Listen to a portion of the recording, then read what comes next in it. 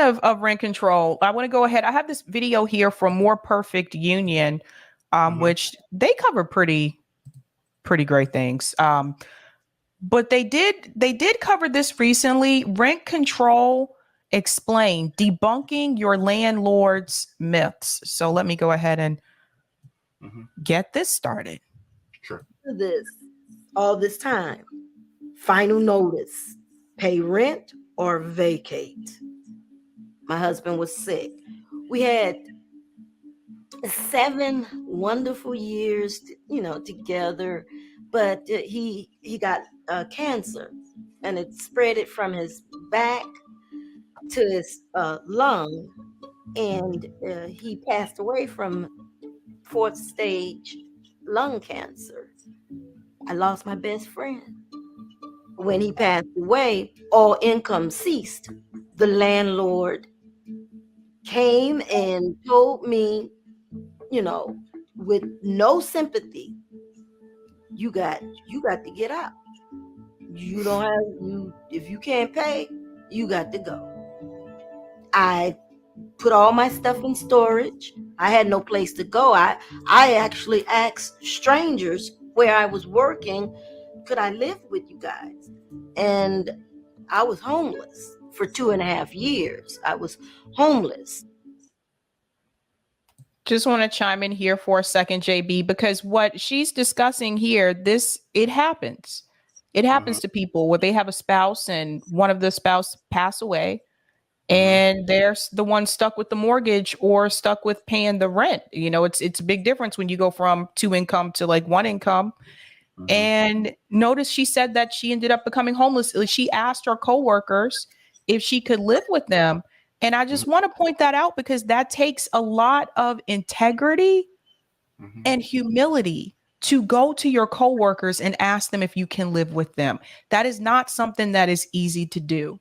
But there are people who end up in these situations, JB, where it's just like next thing they know, they're homeless because they can't cover the rent. Yep. And, just as, and I've said this story before, but my grandmother owned her home for 50 years.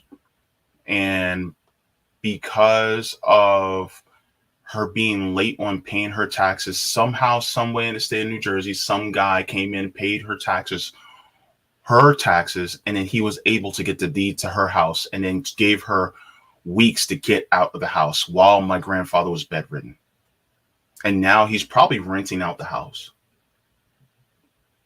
They prey on older. Yeah. They really do. They prey on like elderly homeowners. Yeah. So I'm sorry if I don't have that much sympathy for landlords, because the house that my family was supposed to inherit, was supposed to be passed down to my family, was supposed to be passed down to my mother, who's 70 years old, who's never owned her own home, right? Passed down to me because I've never owned my own home. Neither one of my siblings have ever owned their own home. And yet, that was taken from us. And now we can't do that. I'm damn near 40 and I've never owned my own home. My mother's, right? And people go, well, that's just your personal issue. It's not an individual problem. It's a systemic problem. And that's the point that I'm trying to make. And a lot of people just don't see it. Yep. Cynthia Brown is one of millions of renters in America who is just a few financial hardships away from being evicted. In the middle of the pandemic, rent across the country fell, but now it's back up. And in a lot of cities, it's even higher than it was in 2019. Skyrocketing rents. Rising at the fastest pace in decades. How high can your rent go? But even before the pandemic, high rents were a problem almost everywhere. Like a revolving door. You don't pay your rent, get out, because we sure got a whole lot of other people waiting. Cynthia is a homeowner now, and she's also an organizer. Last year, in St. Paul, Minnesota, tenants and activists passed a rent stabilization ordinance that caps the annual increase in rent at 3%. This is the kind of bill that landlords hate, and traditionally, economists have agreed. You have rent control in New York City, which makes it uneconomical to maintain the houses and means that the only way in which you can get any money out of them is by burning them down. Rent controls will only make the problem worse. But is conventional wisdom correct? Or can rent stabilization actually help tenants the way it's intended to? So this is another thing I have heard from people oftentimes is that rent control will actually make the problem worse. You know, there are some people who grew up in New York City and they lived in these rent control apartments and they were kind of grandfathered in. So I have a friend that's in the situation where like her aunt had an apartment in New York City that was rent control, had that apartment apparently since like the 80s or might have been 70s or something like that.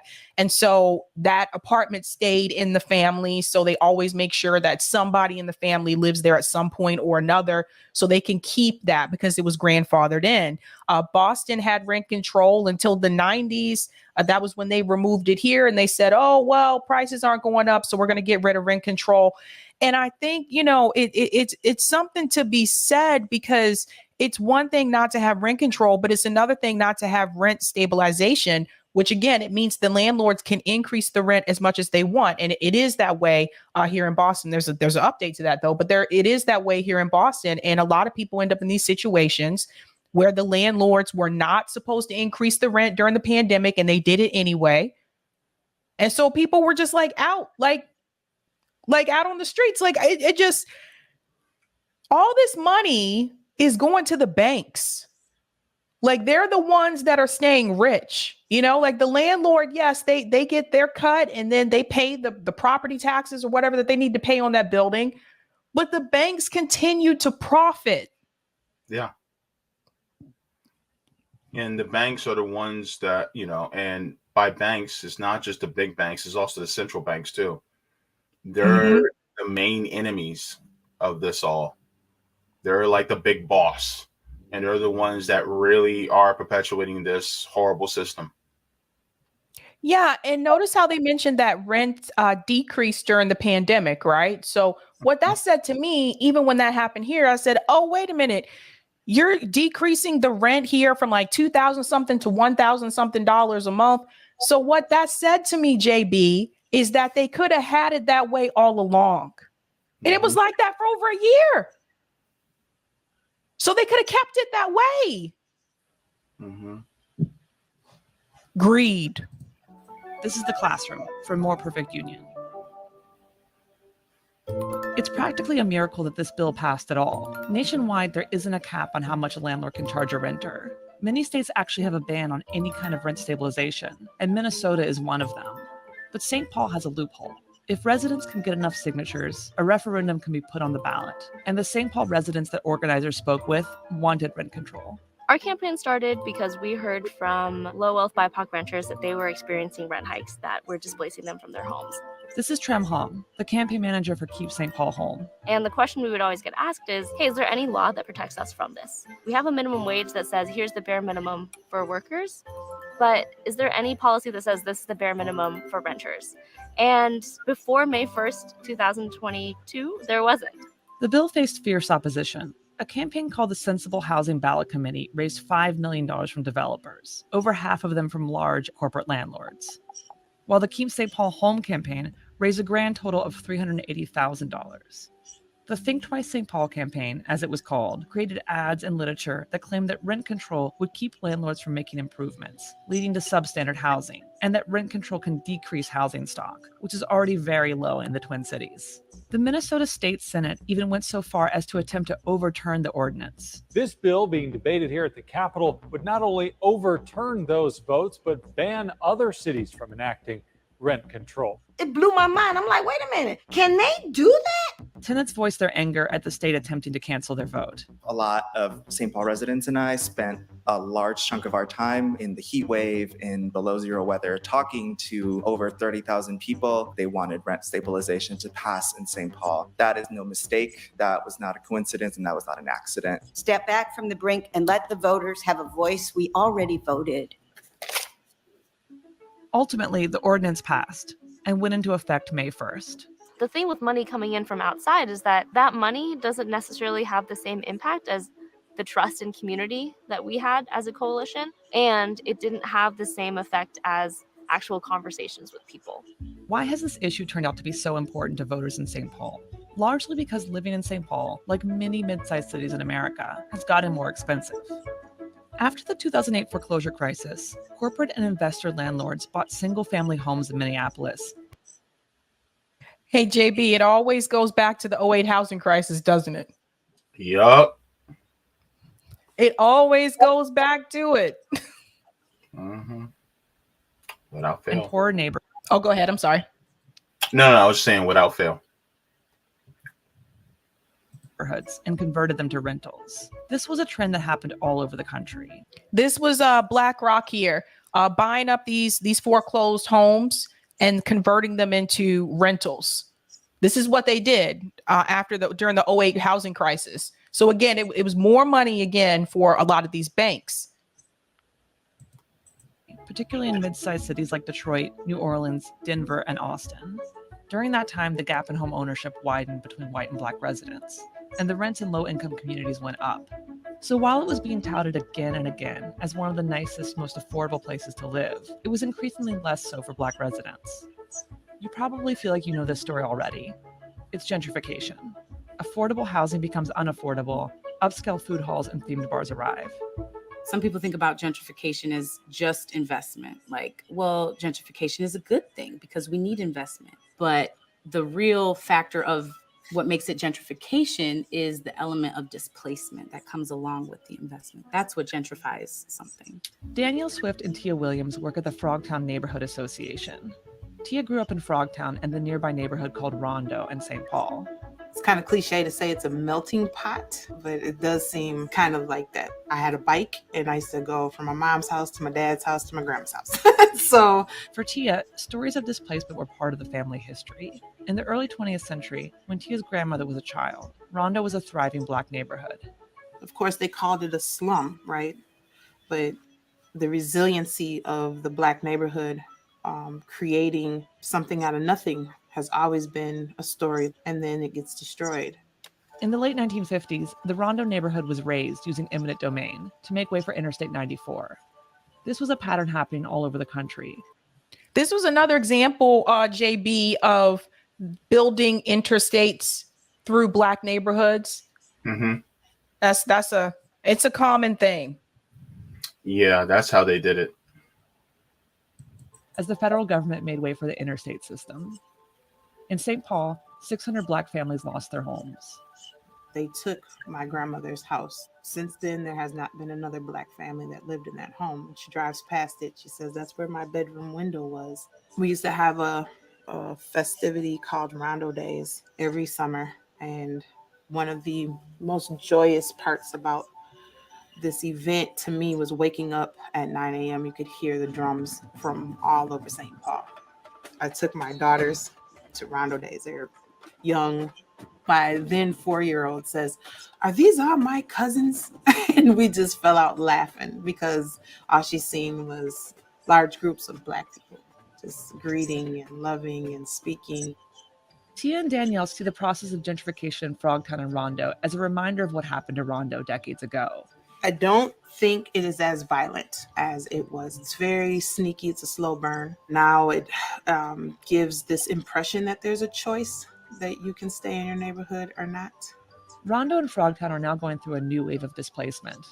This is the pattern with gentrification. A neighborhood like Rondo is first disinvested by the city. Money and people with money leave the neighborhoods for other places, often the suburbs.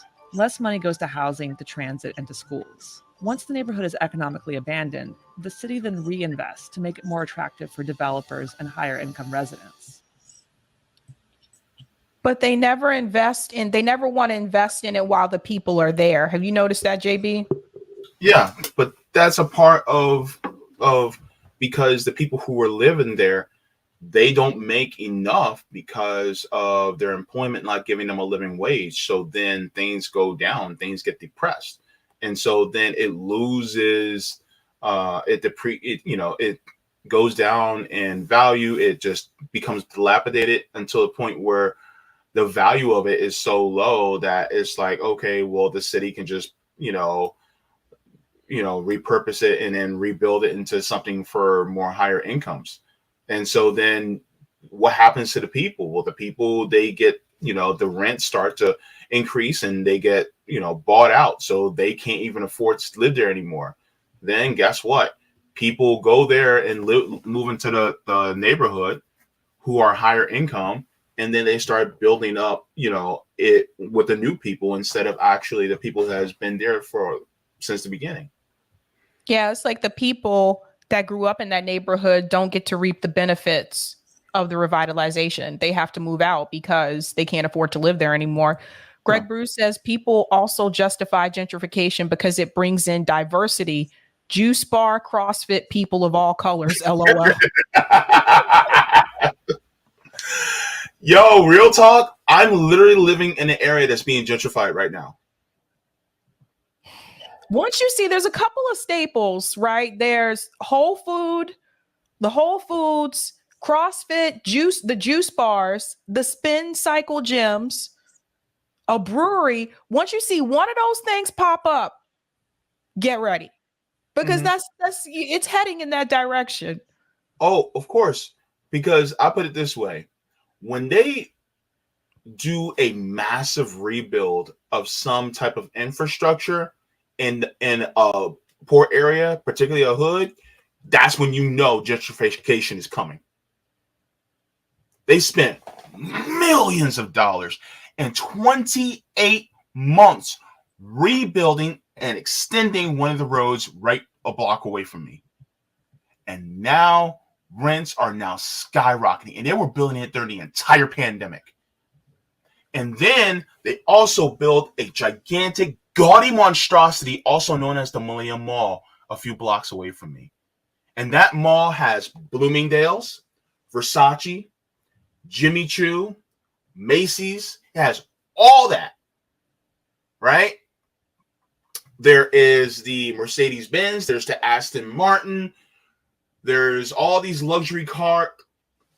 Like 5 minutes from me. And they build all that up. And guess what? Everybody's went our rent, in the thousands, 1, 2, 3, 4, 5, 6, 7, 8, 9, 10, 11, 12. That's how much it went up. Creative Experiment said South Park had a great episode on gentrification, historic Kenny's house. I remember that. What was it? Soto Sopa was the name of the area that they gentrified. So you want to hit some of the comments, JB? Yeah. I think we started some of them. I also have a video I want to show, but we'll get to that in a second. Greg says, what kills me too is when you can't move in without paying first month plus last month plus security deposit plus realtor fee. Oh, by the way, application fee too. Makes people go into debt just to find a place and perpetuates the cycle. Absolutely. What is the application fee for anyway? What are you paying for? Apparently, you're running a background check on people, and that costs money. But they probably up the money on it so they can get some more money for it too. So that they can have a little bit extra money on top of it besides rent. Justin Lips Watson says, my family lost their house in 08 subprime crisis. Wow, man. Esoteric Teaching says, Larry Fink and BlackRock manufactured an economic collapse and were given billions of money by the government. Now they're the largest owners of single-family homes. Wow. Yeah, it's something I mentioned a couple of days ago. Was like, as many times as we heard Bernie Sanders call out Jeff Bezos and Elon Musk, you never hear Bernie Sanders call out Larry Fink. And BlackRock owns almost everything. Just FYI. Wow. And it's crazy because the problem is that, people will look at us and go, just, invest. And it's like, in what? If they're buying up all the homes and they're just renting them out and they don't want to sell, then guess what? You have nothing to buy. You know, that's like trying to tell somebody, I'm hungry, I want to buy some food. And it's like, well, go to the grocery store and buy some food. But how can you buy food if there's no food on the shelves? Yep. So, you know, it's crazy, man. You know, and I'm it's crazy, And man. why isn't your application fee refunded if you're not approved? It should be, but they always say the application fees are non-refundable. Misha says it was surreal in Phoenix, bougie area, Orange Theory, Whole Foods, Trader Joe's, car dealerships nearby, poor areas, all of them. Little Caesars down the street from me, and Department of Economic Security location. Just like the same thing we talked about this before, JB. It's like you don't see payday loan places in well-to-do areas. You just don't. No. Because if you want to get a loan, you just go to the bank. That's right.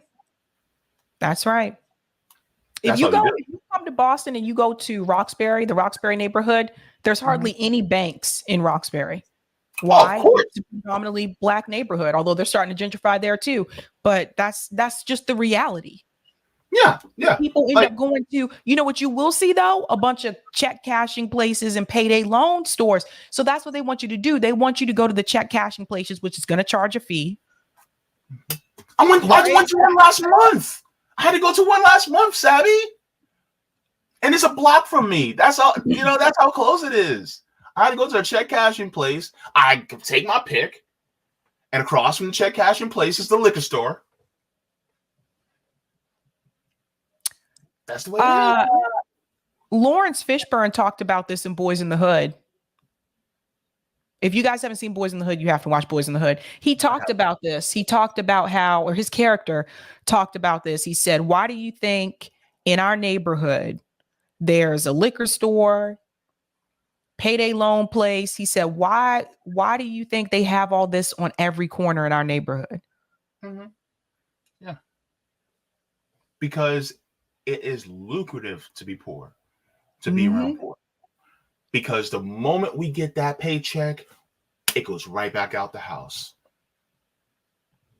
That's called living paycheck to paycheck. And in fact, on my channel, I was reading Asada Shakur, and in her book, she was talking about her friend Little Bit. Her nickname was Little Bit, and how her mother and her lived in a really bad, I think it was 83rd Street in New York. And yeah, it was like that basically. Now, one of the things that I'm a big proponent of is Housing First. And Housing First is a program where basically you just give housing and then people will develop further on that. So this is an animated short that I found. It says Housing First to Principles into Practice. So it's a short video, but let's give it a look. What Housing First is. Housing First has 5 key principles. If you're not following the 5 principles, it's not Housing First.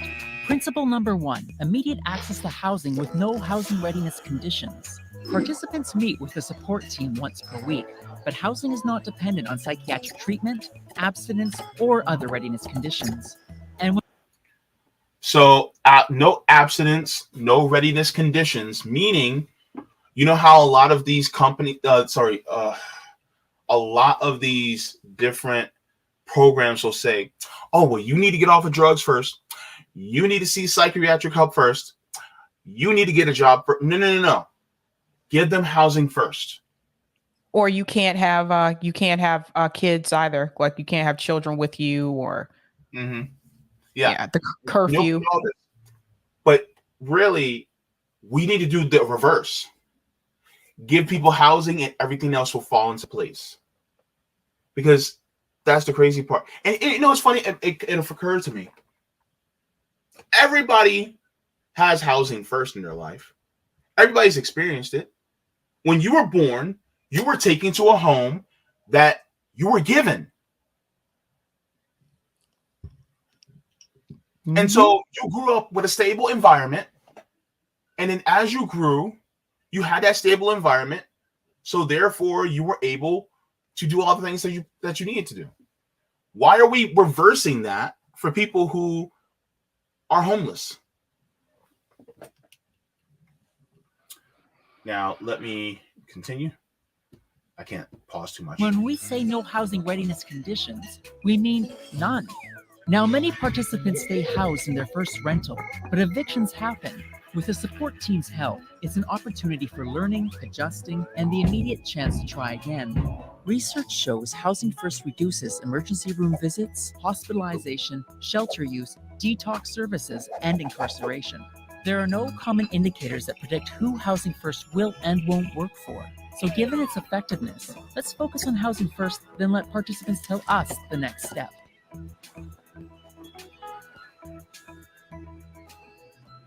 Principle number 2, consumer choice and self-determination. This principle highlights that participants want and can make productive change occur in their lives. But in order to thrive, meaningful housing options are a necessity, and research shows that a majority of participants prefer independent market housing throughout the city. Now, in order to foster learning and self-determination, it's important that the team support most choices participants make. Though the team can point out expectations, they should avoid overprotecting participants from learning opportunities. When choices have poor outcomes, a supported learning environment promotes more informed choices in the future, reducing long-term harm and increasing self-sustainability. Principle number 3, recovery orientation. People are more likely to do well and achieve personal goals when they have an opportunity to find their own recovery.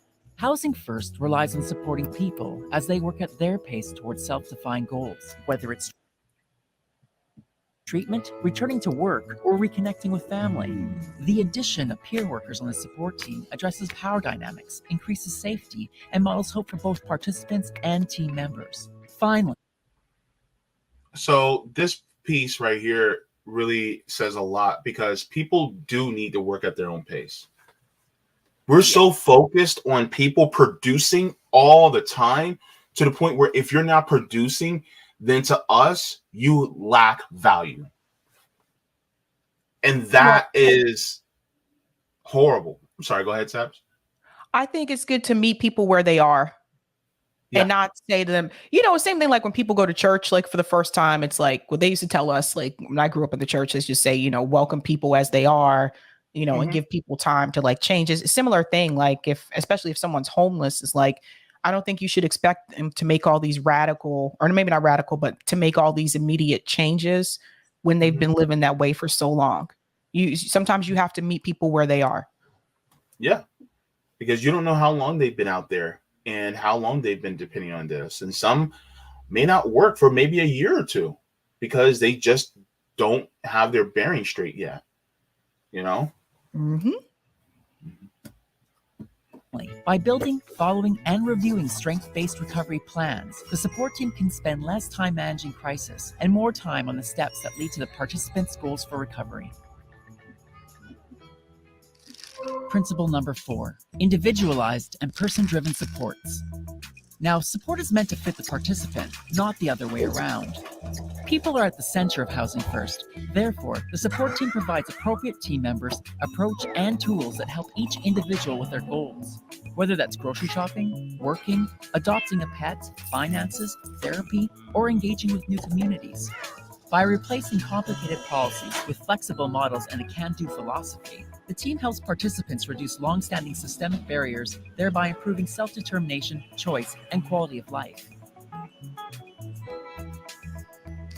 Principle number 5, social and community integration. Moving to a new area can be a hard experience for anyone and can make you feel pretty isolated and lonely. The Housing First team can help participants build community connections based on their specific needs and interests. The team also fosters community development by providing landlords and community members with education on Housing First, inclusion, and myth-busting negative stereotypes. And though supporting social and community integration may take time, it can go a long way in helping participants establish relationships and support networks within new communities.